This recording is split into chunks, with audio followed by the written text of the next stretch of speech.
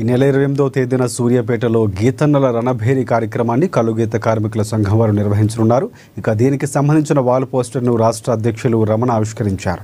రాష్ట్ర నలుమూలల నుంచి గీత కార్మికులు వేలాదిగా తరలి రావాలని ఆయన పిలుపునిచ్చారు.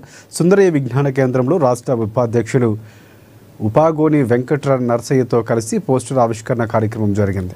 నవంబర్ 28వ తేదీన సూర్యాపేటలో భారీ ప్రదర్శన, బహిరంగ సభ నిర్వహించబోతున్నట్లు నాయకులు తెలిపారు. అనంతరం 29, 30 తేదీల్లో జరిగే ప్రతినిధుల మహాసభలో రాష్ట్ర వ్యాప్తంగా గీత కార్మికుల సమస్యలు చర్చించి భవిష్యత్తు కార్యాచరణ రూపొందించనున్నామని వెల్లడించారు.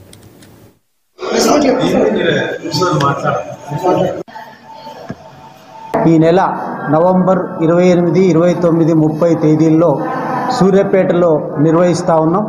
ఈ సందర్భంగా 28వ తారీఖున వేలాది మంది గీతా కార్మికులతో గీతన్నల రణభేరి కార్యక్రమాన్ని నిర్వహిస్తూ ఉన్నాం. రాష్ట్ర వ్యాప్తంగా గీతా కార్మికులు వేలాది మందిగా తరలి రావాలని చెప్పి ఈ సందర్భంగా పిలుపునిస్తూ ఉన్నాం.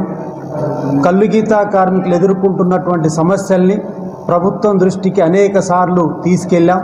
కాంగ్రెస్ పార్టీ ఎన్నికల ప్రణాళికలో అనేక హామీలు ఇచ్చినటువంటి ఏ ఒక్క హామీ కూడా అమలు చేయలేదు.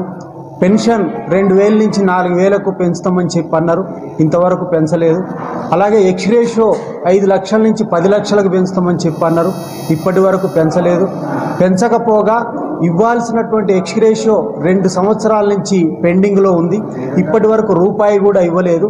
రాష్ట్ర వ్యాప్తంగా 720 మందికి ఇవ్వాల్సినటువంటి ఎక్స్రేషియో 13 కోట్ల రూపాయలు వెంటనే విడుదల చేయాలని చెప్పి కూడా ఈ సందర్భంగా డిమాండ్ చేయబోతున్నాం.